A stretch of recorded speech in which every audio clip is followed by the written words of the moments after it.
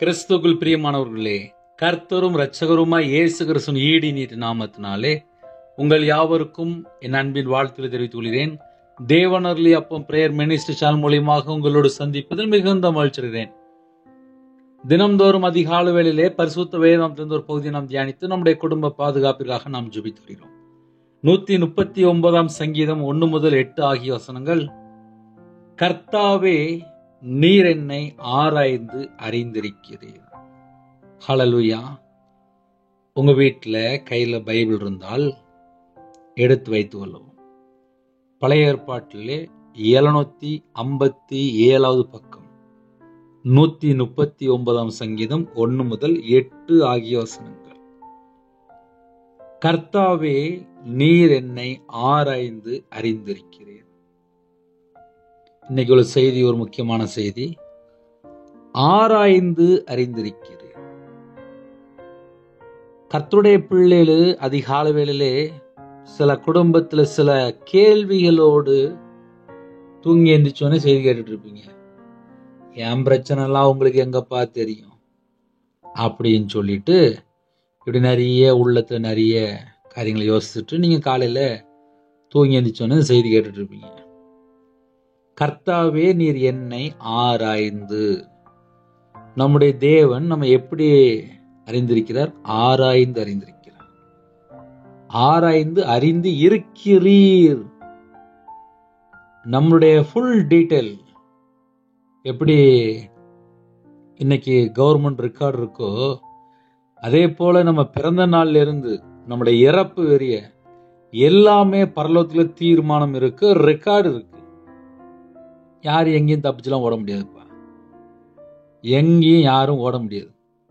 ஒருவேளை காலைல தூங்கி எழுந்திரிச்சோடனே நான் இன்னைக்கு இதை இப்படி சமாளிச்சிடலாம், அப்படி சமாளிச்சிடலாம், அப்படி மாத்திரலாம், இப்படி மாத்திரலாம், இப்படி போய் பேசிடலாம், அப்படி போய் பேசிடலாம், அதை இப்படி செஞ்சிடலாம் சொல்லி நம்ம 1000 கணக்கு போட்டாலும் கர்த்தர் நம்ம என்னெல்லாம் செய்யறோம்.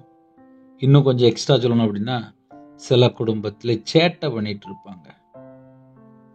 ஏன்னா அம்மா அப்பாவுக்கு தெரியாது, மனைவிக்கு தெரியாது, யாருக்கும் தெரியாது அப்படின்னு சொல்லி ரகசியமா சேட்டை பண்ணிட்டு இருப்பாங்க.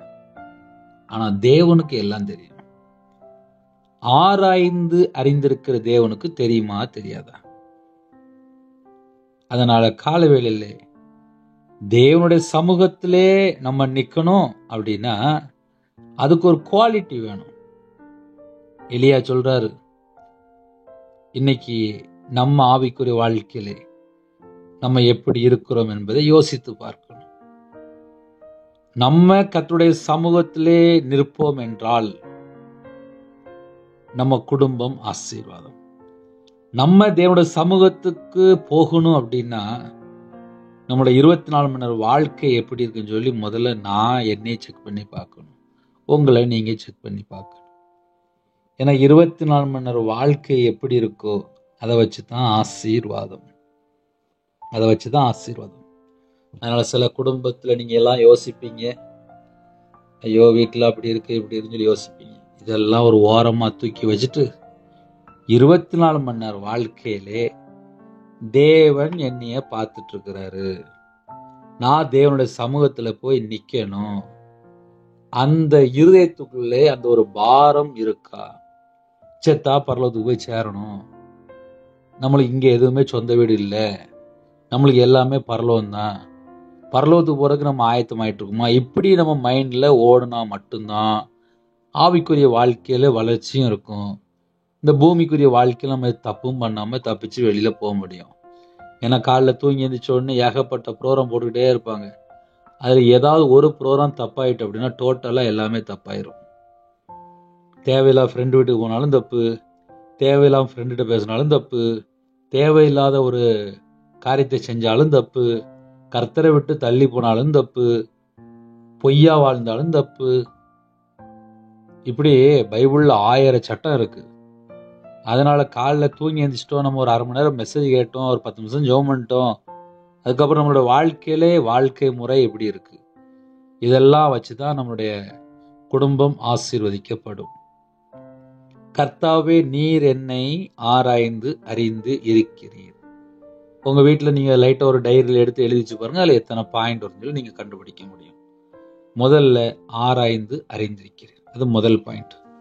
ரெண்டாவது, என் உட்கார்தலையும் என் எழுந்திருக்குதலையும் நீர் அறிந்திருக்கிறீர். நம்ம உட்கார்ந்தாலும் அறிஞ்சிருக்கிறாராம், எழுந்தாலும் அறிந்திருக்கிறாராம். அப்போ இது ரெண்டாவது பாயிண்ட். அதை நீங்க அப்படியே ஒரு கையில பேனா எடுத்துட்டு பைபிள்ல கூட நீங்க பாயிண்ட் எழுதி வைக்கலாம். முதல் வசனத்துல ஆராய்ந்து அறிந்திருக்கிறீர், ரெண்டாவது வசனத்துல உட்கார்தலையும் எழுந்திருக்குதலையும் நீர் அறிந்திருக்கிறீர். அடுத்தாப்புல மூணாவது பாயிண்ட், என் நினைவுகளை தூரத்தில் இருந்து அறிகிறேன், அது மூணாவது பாயிண்ட். எழுதுங்க. சில குடும்பத்தெல்லாம் எழுதிட்டு இருக்கீங்களா, இன்னைக்கு காலையில டைரி எடுத்து எழுதுங்க. முதல் பாயிண்ட் ஆராய்ந்து அறிந்திருக்கிறீர், ரெண்டாவது நான் உட்கார்ந்தாலும் எழுந்தாலும் அறிந்திருக்கிறீர், மூணாவது பாயிண்ட் நினைவுகளை தூரத்திலிருந்து அறிகிறீர். ஒரு குடும்பத்தை ஆசீர்வதிக்கணும் அப்படின்னா அவர் ஆராய்ந்து டெஸ்ட் பண்ணி பார்ப்பாரு. ரெண்டாவது, எங்க உட்கார்ந்துருக்கோம், எங்க எந்திரிச்சு நிக்கிறோம், எந்த வீட்டுல போய் தேவையில்லாம உட்கார்றோம், யார் கூட போய் உட்கார்ந்துருக்கோம், எந்த ஊர்ல போய் உட்கார்ந்துருக்கோம், எந்த இடத்துல எந்திரிச்சு நிக்கிறோம், எல்லாம் அறிந்திருக்கிறார். அப்புறம் நினைவுல எதெல்லாம் தப்பா நினைக்கிறோம், நினைவுல எதெல்லாம் கத்தரை விட்டு தள்ளி போற காரியம் இருக்கு, நம்ம நினைவு சரியா இருக்கா இல்லையா, இதெல்லாம் பரலோகத்துல தேவன் பார்த்துட்டு இருக்கிறார். என் நினைவுகளை தூரத்தில் இருந்து அறிகிறீர். இப்ப அடுத்த பாயிண்ட் என்ன, 24 மணி நேரமும் என்னுடைய நினைவு எப்படி இருக்கு, இதை நான் தான் செக் பண்ணி பார்க்கணும். உங்க நினைவு எப்படின்னு சொல்லி நீங்க தான் செக் பண்ணி பார்க்கணும். இதெல்லாம் பார்த்து முடிச்சு கரெக்டா இருக்கான்னு சொல்லி முதல்ல நம்மை நாமே சற்று ஆராய்ந்து பார்க்கணும். ஏன்னா சில குடும்பத்துல என் குடும்பம் ஆசீர்வாதமா இருக்கணும், நான் நல்லா இருக்கணும், என் பிள்ளை நல்லா இருக்கணும், எனக்கு சமாதானம் வேணும், இது எல்லாமே நம்ம கேட்போம். ஆனால் சிந்தனையில, அதாவது நினைவு மண்டலத்திலே அடுத்த குடும்பம் நல்லா இருக்கே, அவன் நல்லா இருக்கானே, அவ நல்லா இருக்காளே, எத்தனை கேடான நினைவு, இதெல்லாம் ஆபத்து தானே. ஒரு மனுஷனுக்குள்ள விஷம் இருந்துச்சு அப்படின்னா அந்த விஷம் முதல்ல வெளியில போகணும்.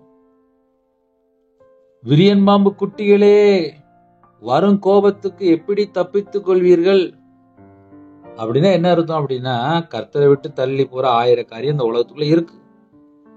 அதனால மனுஷன் எங்கெல்லாம் எப்படிலாம் இருக்கிறான் இத கண்டுபிடிச்சா மட்டும்தான் ஆசீர்வாதம். ஆசீர்வாதம் வேணுமா, தேவன் தருவார். எல்லா குடும்பத்துக்கும் தேவன் ஆசீர்வதிப்பார். ஆனா நினைவு கேடு, அதிகமான கேடா இருக்கும்போது ஆசீர்வாதம் அங்க தடையாதான் இருக்கும். சில குடும்பத்துல தடைன்னா என்ன, கட்டுனா என்ன, பிரச்சனைனா என்ன, போராட்டம்னா என்ன, நிறைய கேள்வி கேட்பாங்க. ஆனா மனம் திரும்பினாங்களா, எதுல இருந்து பிரதர் மனம் திரும்பணும், நினைவு சரியா இருக்கா. சிலருடைய நினைவு கேடா இருக்கும், ஆபத்தா இருக்கும், கெட்டு போற நினைவா இருக்கும், நல்ல நினைவு இருக்காது. சில குடும்பத்துல நினைவுக்குள்ள அவ்வளோ ஒரு பழைய அந்த பல விதமான காரியமா இருக்கும், அதை சொல்லவே அவ்வளவு மோசமா இருக்கும். ஏன்னா நான் மட்டும் நல்லா இருக்கணும், மற்றவங்க யாருமே முன்னேறக்கூடாது, இப்ப அப்படிலாம் நினைவு இருக்கு. அதனால நினைவு எப்படி இருக்கு, என் நினைவுகளை தூரத்தில் இருந்து அறிகிறீர். ஒரு மனுஷனுடைய நினைவு எப்படி இருக்குன்னு சொல்லி பார்த்துதான் தேவன் ஆசீர்வதிப்பார். அப்ப முதல்ல என்ன பாயிண்ட் அப்படின்னா, ஆராய்ந்து பார்த்து ஆசீர்வதிப்பார். நான் எங்க உட்கார்றேன், எங்க எந்திரிக்கிறேன், என்ன செஞ்சிட்டு இருக்கேன் பார்த்துட்டு ஆசீர்வதிப்பார். மூணாவது, என் நினைவுல என்ன இருக்கு அப்படின்னு சொல்லி பார்த்து அது சரி செய்ததுக்கு அப்புறம் ஆசீர்வதிப்பார். அடுத்தாப்புல 4வது பாயிண்ட், நான் நடந்தாலும் படுத்திருந்தாலும் என்னை சூழ்ந்திருக்கிறது. இது ஒரு சூப்பர் வேர்டு. நடந்தாலும் படுத்திருந்தாலும் என்னை சூழ்ந்திருக்கிறீர். அப்போ ஒரு குடும்பத்தை ஆசீர்வதிக்கிறதுக்கு முன்பாக 24 மணி நேரம் வாழ்க்கை எப்படின்னு சொல்லி தேவன் பார்ப்பார். டைரி போட்டு எழுதுங்க, அவ்வளவு அப்பந்தான் சரிபடும். ஏன்னா அவ்வளவு வீட்லயும் எல்லாம் பிரச்சனையா தான் இருக்கு. நான் நடந்தாலும் படுத்திருந்தாலும் என்னை சூழ்ந்திருக்கிறீர். நான் நடக்கும்போது தேவனை மகிமைப்படுத்துறேனா இல்ல பெருமையோட நான் போறேனான்னு சொல்லி தேவன் பாப்பாரு.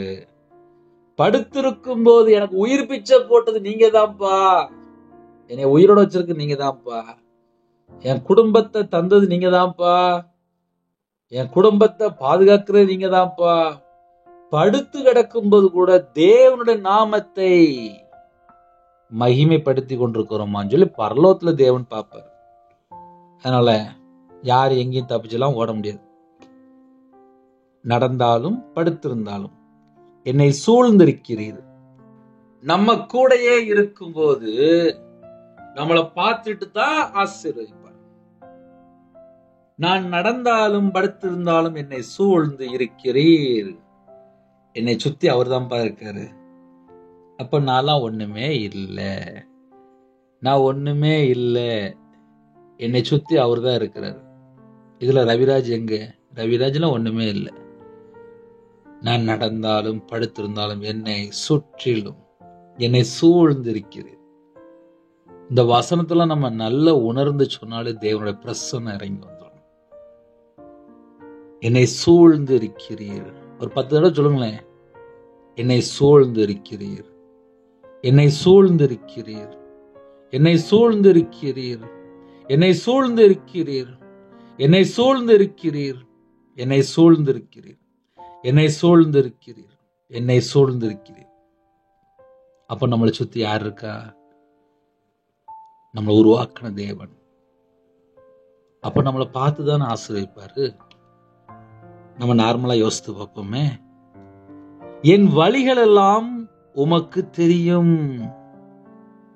அழகா சொல்றாரு, என் வழிகள் எல்லாம் உமக்கு தெரியும்.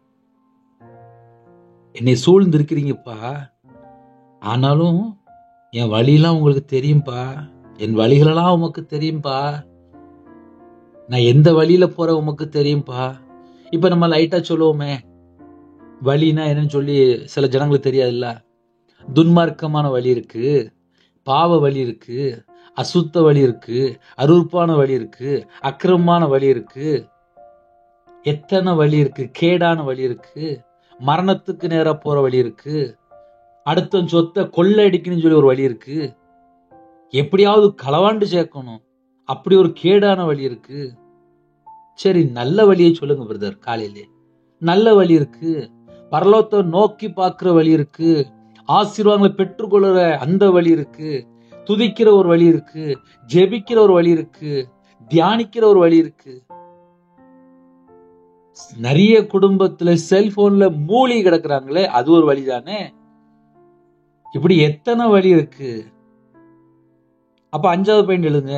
என் வழிகள் எல்லாம் உமக்கு தெரியும். நான் என்ன செஞ்சாலும் உமக்கு தெரியும்பா. நான் என்ன செஞ்சாலும் உமக்கு தெரியும்.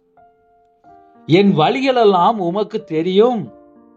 என் குடும்பத்தை ஆசீர்வதிக்கணும் அப்படின்னா என் வழிகள் எல்லாம் உமக்கு தெரியும். நான் என்ன சேட்டை பண்ணிட்டு இருக்கேன், நான் என்ன பண்ணிட்டு இருக்கேன், நான் எந்த ஊர்ல இருக்கேன், எல்லாமே எல்லாமே எல்லாமே எல்லாமே. ஏன்னா சில குடும்பத்திலே 24 மணி நேரம் வாழ்க்கையிலே எப்படிலாம் இருக்கிறான்னு சொல்லி அவங்கள்ட்ட கேட்டால் அவங்களுக்கே தெரியும். சேட்டை அப்படின்னா என்ன பிறகு அர்த்தம் அப்படின்னா, வாயில பேசுறதுல பொய் இருக்கும், உண்மை இருக்காது, கர்த்தரை விட்டு தள்ளி போய் வாழ்வாங்க. எத்தனை குடும்பத்திலே இதெல்லாம் நடக்கு. நம்ம நார்மலா யோசித்து பார்ப்போமே. என் வழிகள் எல்லாம் என் வழிகள் எல்லாம் உமக்கு தெரியும். அப்படி நம்ம சொல்லும் போதே நம்மளுடைய வழி ஃபுல்லாவே கரெக்டா ஆயிரும். என் வழியெல்லாம் தேவன் பார்த்துட்டு இருக்காரு, அப்ப நான் ஒழுங்கான வழியில நடக்கணுமே அப்படின்னு சொல்லி தன்னைத்தான் முதல்ல பரிசோதிக்கணும். நம்மை நாம் ஆராய்ந்து பார்க்கணும். இப்ப காலம் கடைசியா இருக்கு. ஒரு வீட்டுல ஒரு கொரியர் வருது, இல்ல ஒரு போஸ்ட்ல இருந்து ஒரு ஸ்பீட் போஸ்ட்ல ஒன்று வருது, இல்ல உங்க வீட்டுக்கு ஏதோ ஒரு பொருள் வருது அப்படின்னா காலையிலே ஒரு மெசேஜ் வரும். அப்படி இல்லைன்னா ஃபோன்ல லைட்டா கான்டாக்ட் பண்ணுவாங்க, கரெக்டா அந்த வீட்டுக்கு வர்றதுக்கு, அந்த ஆஃபீஸ் வர்றதுக்கு. அப்படின்னா என்ன அர்த்தம் அப்படின்னா, முதல்ல செக் பண்ணுவாங்க அந்த வீடு அங்கே இருக்கா, அப்படின்னு சொல்லி லைட்டா ஃபோன் பண்ணி கேட்பாங்க. என் வழிகள் எல்லாம் உமக்கு தெரியும். பரலோகத்துல தேவன் நம்ம குடும்பத்தை ஆசீர்வதிக்கணும் அப்படின்னா நம்ம வீட்டுக்குள்ள தான் இருக்கோமா, இல்ல அடுத்த வீட்டுல இருக்கிறோமா, இல்ல அடுத்த வீட்டுல உள்ள பொருள் நம்ம வீட்டுக்குள்ள இருக்கா? ஒரு குடும்பத்துல ஆசீர்வாதத்துக்கு என்ன தடைன்னு சொல்லி பார்க்கும்போது, களவாண்டு தான் வீட்டுல ஒளிச்சு வச்சிருப்பாங்க. அடுத்த வீட்டு சொத்தை அழகா தான் வீட்டுல ஒண்ணு வச்சிருப்பாங்க. அந்த வீட்டுக்குள்ள பார்த்தா வீட்டு வாசப்படில பாவம் படுத்து கிடக்கும். இன்னைக்கு சில வீட்டுக்குள்ள ஏன்பா தரித்திரம், ஏன் வியாதி, ஏன் பிரச்சனை, ஏன் போராட்டம் அப்படின்னு சொல்லி பார்க்கும்போது பரிசுத்தவான்களை தப்பா பேசியிருப்பாங்க. இப்படி நிறைய காரியம் இருக்கு. என் வழிகள் எல்லாம் உமக்கு தெரியும். என் வாயில பேசுற வார்த்தை எப்படி இருக்கு, என்னோட நினைவு எப்படி இருக்கு, என்னோட சிந்தனை எப்படி இருக்கு, என்னோட கண் என்ன பார்க்குது, என்னோட கை என்ன செய்யுது, என் 24 மணி நேரம் நான் எங்க படுத்திருக்கேன், எங்க எந்திரிக்கேன், எங்க உட்கார்ந்துருக்கேன், எந்த ஊர்ல இருக்கேன், எந்த நாட்டுல இருக்கேன், எல்லாம் தேவனுக்கு தெரியும். சில குடும்பத்துல வேற வேற நாட்டுல போய் வேற வேற இடத்துல போய் இருந்துட்டு சத்தம் கட்டாம சேட்டை பண்ணிட்டு இருப்பாங்க. ஏன்னா அங்க யாருமே இல்லை அப்படின்னு நினைப்பாங்க. பரலோகத்துல தேவனுக்கு நல்லா தெரியும்பா. ஒரு குடும்பத்தை தேவன் ஆசீர்வதிக்கணும் அப்படின்னா அந்த குடும்பம் முதல்ல கர்த்தருக்கு பிரியமானபடி இருக்கா, இருந்தா ஆசீர்வதிப்பாரு. ஏன்னா சில வீட்டுல என்ன பண்ணுவாங்க அப்படின்னா தனியா எங்கேயாவது வாழ்ந்துட்டு இருப்பாங்க. வேலை செய்யற இடத்துல ஏகப்பட்ட சேட்டை பண்ணி எடுப்பாங்க. தண்ணி அடிக்கிறது, கஞ்சா பழக்கம், விபச்சார அடிமை, காம விகாரம், துரைச்சை, என்னென்ன சேட்டையும் அவ்வளவு சேட்டையும் பண்ணிட்டு இருப்பாங்க. ஆனா வீட்டுக்கு போன் பண்ணும்போது பார்த்தா நான் நல்லா இருக்கேன், நான் நல்லா இருக்கேன். இதெல்லாம் ஆபத்துக்குள்ள போய் சேர்ந்துடும். மனுஷனுக்கு தெரியாதுப்பா, மனுஷனுக்கு தெரியாது. உருவாக்குன தேவனுக்கு தெரியும். உருவாக்குன தேவனுக்கு தெரியும். சில குடும்பத்துலதான் ரொம்ப பியூரா வாழ்வாங்க. சில குடும்பத்துலதான் ரொம்ப உண்மையா இருப்பாங்க. சில குடும்பத்துல மட்டும்தான் துரோகம் பண்ண மாட்டாங்க. சில குடும்பத்துல மட்டும்தான் வீட்டுக்காகவே வேலை பார்ப்பாங்க. என் பிள்ளை நல்லா இருக்கணும், என் மனைவி நல்லா இருக்கணும், என் புருஷன் நல்லா இருக்கணும், என் குடும்பம் நல்லா இருக்கணும், என் வீடு நல்லா இருக்குன்னு சொல்லி சில குடும்பம் மட்டும்தான் இரவு பகலுமா குடும்பத்துக்காகவே வேலை செய்வாங்க. இப்ப என் வாழ்க்கையில நான் அப்படி சொல்ல முடியும். 11 வயசுல நான் வேலைக்கு போனாலும் வேலைனா எவ்வளவு கஷ்டம், அந்த வேலையில எப்படி உண்மையா இருக்கணும், வேலை செஞ்ச ஓனருக்கு உண்மையா இருக்கணும். ஒரு நாள் சம்பளம் 3 ரூபா. அந்த 3 ரூபா சம்பளத்தை வாங்கி கொண்டு வந்து எங்க அம்மா கையில கொடுப்பேன். எங்க அம்மா எங்க அப்பா அதை பார்த்து சந்தோஷப்படுவாங்க. என் பையன் படிக்க வேண்டிய வயசுல வேலைக்கு போறானே, வீட்டுல கடன், வீட்டுல கஷ்டம், அந்த கடன் கஷ்டத்துல இனி வேலைக்கு அனுப்பி விட்டாங்க. நிறைய குடும்பத்துல ரவிராஜ் மட்டும்தான் தெரியும். ஆனா ரவிராஜுக்கு பின்னாடி எவ்வளவு கண்ணீர், நிந்தை, அவமானம், எவ்வளவு காரியம் சொல்லி பார்க்கும்போது கஷ்டத்தின் மத்தியிலே வளர்ந்து, பாடுகள் மத்தியிலே, உபத்திரத்தின் மத்தியிலே. இதை ஏன் சொல்லுகிறேன் அப்படின்னா, பரலோகத்துல தேவன் ஒரு குடும்பத்தை ஆசீர்வதிக்கணும் அப்படின்னா அதே போல உங்க குடும்பத்தை பார்ப்பாரு. நிறைய குடும்பத்துல டெய்லி பொறுமையா செய்தி கேட்கறீங்க. அதனால யாரெல்லாம் இணைந்திருக்கிறீங்களோ உங்க குடும்பத்தை தேவன் ஆசீர்வதிப்பார். தேவன் ஆசீர்வதிப்பார். தேவன் ஆசீர்வதிப்பார். என் வழிகள் எல்லாம் உமக்கு தெரியும். என் வழிகள் எல்லாம், எந்த இடத்துல இருக்கிறீங்க தேவனுக்கு தெரியும்பா. யாரும் எங்கேயும் தப்பிச்செல்லாம் ஓட முடியாது. நல்ல ஞாபகம் வச்சுக்கோங்க. என் நாவில் சொல் பெறுவதற்கு முன்னே இதோ கர்த்தாவே அதையெல்லாம் நீர் அறிந்திருக்கிறீர். எல்லாம் அறிந்திருக்கிறீர், அறிந்திருக்கிறீர், அறிந்திருக்கிறீன்னு சொல்லிட்டே வர்றாரு. ஏன் சொல்றாரு? என்னுடைய முழு ஹிஸ்டரியும் பரலோகத்துல இருக்கு. என்னுடைய முழு சரித்திரமும் பரலோகத்துல இருக்கு. ரவிராஜ் எப்படிப்பட்டன்னு சொல்லி பரலோகத்துல கேட்டா தெரியும். யாருமே சொல்ல வேண்டாம், மனுஷன் யாருமே சொல்ல வேண்டாம், பரலோகத்துக்கு தெரியும். என்னுடைய உண்மையான சூழ்நிலை என்ன, என்னுடைய வாழ்க்கை என்ன, நான் இந்த பூமியில எத்தனை வருஷம் உயிரோட இருப்பேன், எல்லாம் பரலோகத்துக்கு தெரியும். இவ்வளவுதான் லைஃப். என் நாவில் சொல் பெறுவதற்கு முன்னே இதோ கர்த்தாவே அதை எல்லாம் நீர் அறிந்திருக்கிறீர். எல்லாம் எல்லாம் எல்லாம் எல்லாம் எல்லாம்னா டோட்டலா முடிஞ்சிட்டு, எல்லாம் அவருக்கு தெரியும். இந்த 4 வசனத்துல இவ்வளவு தியானிச்சு 5-8 வரி ஆகிய வசனங்கள். முற்புறத்திலும் பிற்புறத்திலும் நீர் என்னை நெருக்கி உமது கரத்தை என் மேல் வைக்கிறீர். முன்ன போனாலும் பின்ன போனாலும் விடமாட்டாரு. எங்கேயே தப்பிச்சு ஓடிடலாமா நினைப்பாங்க. யாரு எங்கேயும் போக முடியாது. முற்புறத்திலும் பிற்புறத்திலும் நீர் என்னை நெருக்கி. அப்படின்னா நம்முடைய தேவன் எப்படிப்பட்ட தேவன்? நம்ம எந்த பக்கம் போனாலும், சில குடும்பத்துல எப்படி யோசிப்போம் அப்படின்னா, நான் கர்த்தரை விட்டு தள்ளி போறேன்பா அப்படின்னு சொல்லிட்டு வேற லைன்ல போயிட்டே இருப்பாங்க. அழகா போய் தூக்கிட்டு வந்துருவாரு. முற்புறத்திலும் பிற்புறத்திலும் நீர் என்னை நெருக்கி உமது கரத்தை என் மேல் வைக்கிறீர். உமது கரத்தை, அவருடைய கரம் நம்ம மேல வச்சாச்சுனாலே நம்ம குடும்பம் ஆசீர்வாதம்ப்பா. ஆசீர்வதிக்கப்படணும் அப்படின்னா அவருடைய கரம் நம்ம மேல இருக்கணும். அவருடைய கரம் நம்ம மேல இருந்துச்சுன்னா ஆசீர்வாதம். அதுல எந்த சந்தேகமும் வேண்டாம். இன்னைக்கு காலையில் உள்ள ஒரு விசேஷமான ஒரு வார்த்தை என்ன தெரியுமா? உமது கரத்தை என் மேல் வைக்கிறீர். அவருடைய கரம் என் மேல் வச்சாச்சுனாலே ஆசீர்வாதம் தான்ப்பா. இந்த அறிவு எனக்கு மிகுந்த ஆச்சரியமும் எனக்கு எட்டாத உயரமா இருக்கிறது.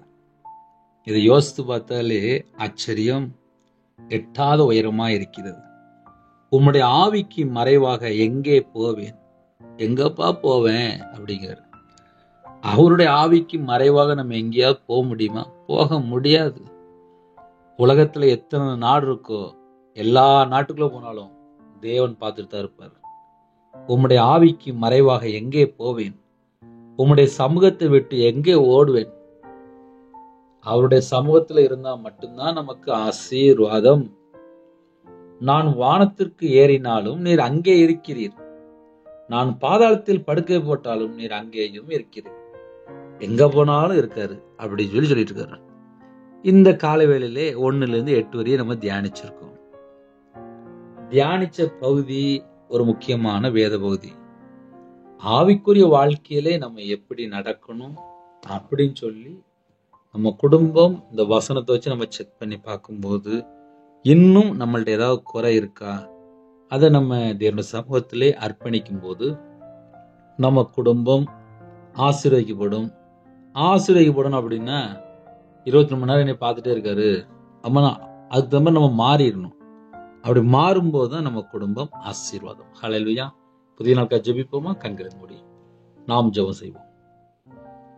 கிருபை மகிமை அந்த பரிசுத்தமுள்ள நல்ல தகப்பனே, நம்ம நன்றியோடு துதிக்கிறோம், சுதிக்கிறோம்ப்பா. உங்க கரத்துல அர்ப்பணிக்கிறோம்ப்பா. எங்களை ஆராய்ந்து அறிந்திருக்கிற தேவன், எங்களை பார்த்துட்டே இருக்கிறீங்க. உங்க கரத்துல எங்களை அர்ப்பணிக்கிறோம்ப்பா. நாங்க உட்கார்ந்தாலும் எழுந்திருந்தாலும் எங்களை நீங்க அறிந்திருக்கிறீங்கப்பா. அதுக்காக ஸ்தோத்திரம். என்னோட நினைவுகள் எல்லாம் தூரத்துல இருந்து அறியறீங்க. அதுக்காக ஸ்தோத்திரம். நான் நடந்தாலும் படுத்திருந்தாலும் என்னை சூழ்ந்து இருக்கிறீங்க. அதுக்காக ஸ்தோத்திரம். என் வழிகள் எல்லாம் உமக்கு தெரியும். ஸ்தோத்திரம்.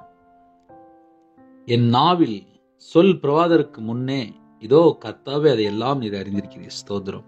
முற்புறத்திலும் பிற்புறத்திலும் நீர் என்னை நெருக்கி உமது கரத்தை என் மேல் வைக்கிறீர். ஸ்தோத்திரம். இந்த அறிவு எனக்கு மிகுந்த ஆச்சரியமும் எனக்கு எட்டாத உயரமா இருக்கிறது. ஸ்தோத்திரம். உம்முடைய ஆவிக்கு மறைவாக எங்கே போவேன்? ஸ்தோத்திரம். உம்முடைய சமூகத்தை விட்டு எங்கே ஓடுவேன்? ஸ்தோத்திரம். நான் வானத்திற்கு ஏறினாலும் நீர் அங்கே இருக்கிறீர். நான் பாதாளத்தில் படுக்கை போட்டாலும் நீர் அங்கேயும் இருக்கிறீர். ஸ்தோத்திரம். இந்த நாளிலும் இந்த வேத வசனத்தோடு உங்க பிள்ளைகளோடு நீங்க பேசின கிருபைக்காக உமக்கு நாங்க நன்றி செலுத்துகிறோம். வசனத்தை கவனமா கவனிச்சு கேட்டாங்கப்பா. பிள்ளைகளோட வாழ்க்கையிலே 100 மடங்கு ஆசீர்வதிக்கப்படணும் அப்படின்னா அதுக்கு நாங்க என்ன செய்யணும்? எங்களை அர்ப்பணிக்கிறோம். இந்த நாளிலும் உமக்கு பிரியமானபடி நாங்க வாழணும்ப்பா. உலகத்துக்கு ஒத்த வேஷம் தெரியக்கூடாது. எங்களை நீங்க பார்த்துட்டு இருக்கிறீங்க.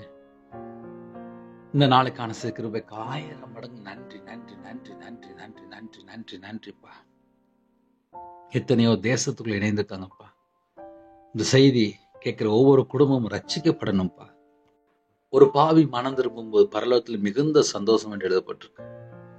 எந்த நாட்டுக்குள்ள எந்த இடத்துல இணைந்திருக்காங்களோ இந்த எல்லா குடும்பத்தையும் ஆசீர்வதிங்கப்பா.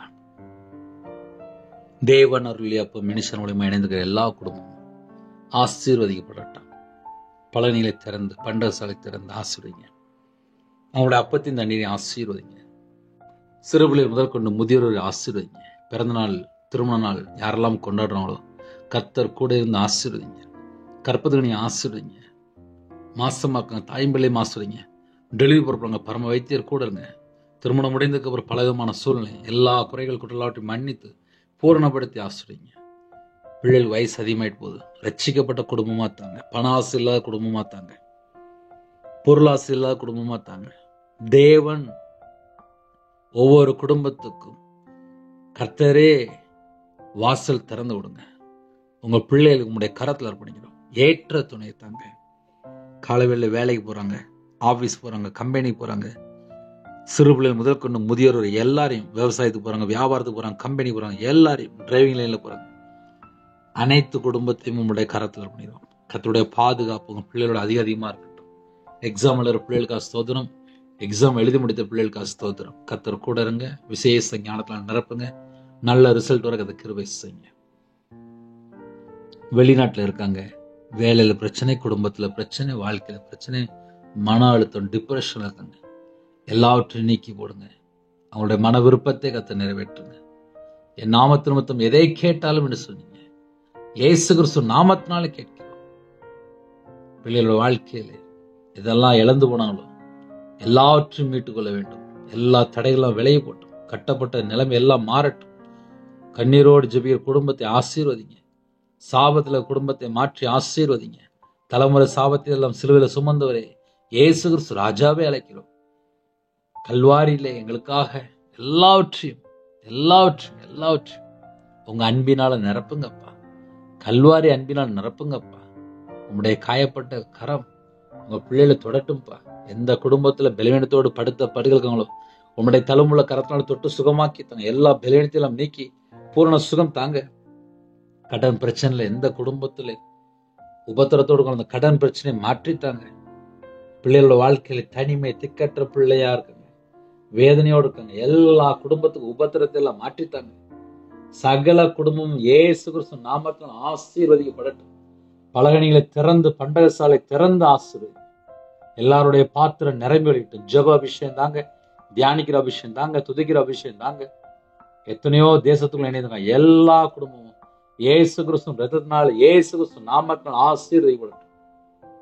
பலகணிகளை திறங்கப்பா, பூரணமா ஆசீர்வதிங்க. இந்த நாளிலும் ஹோம்ல இருக்காங்க, ஹாஸ்டல்ல இருக்காங்க, முதியோரத்துல இருக்காங்க, உங்க பிள்ளைகளோட வாழ்க்கையில் எத்தனையோ தேவைகள் இருக்கு, தனிமை, எல்லாவற்றுக்கும் மாற்றித்தாங்க. அதிகாலையில் வேதத்தை தியானிக்க, ஜெபிக்க, துதிக்க நேரத்தை ஒதுக்க கிருபை செய்யுங்க. இரவு மூலமாக அப்பா ஜெபித்து கொண்டுக்கோங்க. அவங்களுடைய வாழ்க்கையில நன்மையை பெற்றுக்கொள்ளட்டும். அவங்களுடைய தலைமுறை ஆசீர்வதிக்கப்பட்டும், அவங்களுடைய வம்சம் ஆசீர்வதிக்கப்பட்டும். வீடு கட்டணும்னு சொல்லி தடை, குடும்பத்துல எதை செய்தாலும் தடை, எல்லா தடைகள்லாம் விலகட்டும். இந்த மாசத்துல யாரெல்லாம் வீடு கட்டி கொண்டிருக்காங்களோ வீடு கட்டி முடிக்கிறது கிருபை செய்யுங்க. சில குடும்பத்துல பேங்க்ல லோன் இருக்கு, இந்த லோன்லாம் திருப்பி அடைக்கிறது கிருபை செய்யுங்க. ஊழியம் செய்ற பிள்ளைகளுக்காக அப்பா வருகிறோம்ப்பா. பரிசுத்தவான்கள் இணைந்திருக்காங்க, மிஷனரிமார் இணைந்திருக்காங்க, எத்தனையோ போதகர்கள், எல்லாரையும் உங்களுடைய கரத்துல பண்ணிடும். கடைசி காலத்துல கர்த்தருக்காக எழும்பி ஓடணும்ப்பா. எந்த ஒரு பாவ அடிமையில எந்த ஒரு காரியத்திலையும் முடங்கிடக்கூடாதுப்பா. உங்க பிள்ளைகளுக்கு ஒரு விசேஷ ஒரு கிருபை தாங்கப்பா. பிதா, குமாரன், பரிசுத்த நாமத்துல முத்திரை போட்டு பாதுகாத்து கொள்ளுங்கப்பா. எங்களோட ஆவி, ஆத்துமா, சரீரம், சிந்தனை, நினைவு எல்லாம் இயேசு கிறிஸ்து நாமத்தினால் வேலையடைபட்டு ஆவிக்குரிய 9 கனிகளினாலும் ஆவிக்குரிய 9 வரலாறு நிரப்புங்கப்பா. தீர்க்கதரிசனம் வரலாறு நிரப்புங்கப்பா. ஞான வரங்களை தாங்கப்பா, கிருபையின் வரங்களை தாங்கப்பா. எங்களோட அவைகள் எல்லாம் கிறிஸ்துவின் அவையமா மாறட்டும். எங்க உடம்போட ரத்தம் எல்லாம் கிறிஸ்துவின் ரத்தமா மாறட்டும். விசேஷமா எங்க சிரசின் மேல் ஆசீர்வாதம் வைங்க ராஜா. கர்த்தரை நம்புகிறவனும் செழிப்பான். நீதிமான் சிரசின் மேல் ஆசீர்வாதம் தங்கி இருக்கு. உண்மை உள்ள மனுஷன் பரிபூர்ணமான ஆசீர்வாதத்தை பெறுவான். உங்க பிள்ளைகளுக்கு பூர்ணமாக ஆசீர்வதிங்க. உங்க கரத்துல அர்ப்பணிக்கும். சிறு பிள்ளை முதல் கொண்டு முதியோர் எல்லா குடும்பத்துக்கு ஆசீர்வதிங்க. உங்க ஜீவனங்களை தாழ்த்து துதிகான மகிமை எல்லாம் உமொருக்கே செலுத்தணும். இயேசு கிறிஸ்து பிதாவே, ஆமென். தேவனுக்கே மகிமை உண்டதாக. கர்த்தர் தாமே உங்களையும் உங்கள் குடும்பத்தையும் சகல காரியத்தையும் சம்பூர்ணமாக திருப்தியாக கர்த்தர் கூட இந்த ஆசீர்வதிப்பாராக, ஆமென். கர்த்தரா இயேசு கிறிஸ்து கிருபையும் பிதாவாகிய தேவனுடைய அன்பும் பரிசுத்தனுடைய ஐக்கியமும் இப்பொழுதும் எப்பொழுதும் சதா காலங்களிலும் நம் அனைவரோடு கொடுப்பதாக, ஆமென். கிறிஸ்துவில் பிரியமானவர்களே, 9363064181 நம்பர் உண்டால் நாங்கள் உங்களுக்காக குடும்பத்துக்காக ஜெபிப்போம். நீங்களும் எங்களுடைய ஊழியக்காக தொடர்ந்து ஜெபித்து வருங்கள்.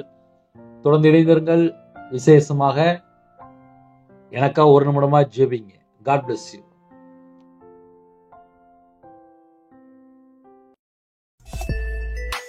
Thanks for watching. Please subscribe our channel. Click the like and share. Click the bell. God bless you.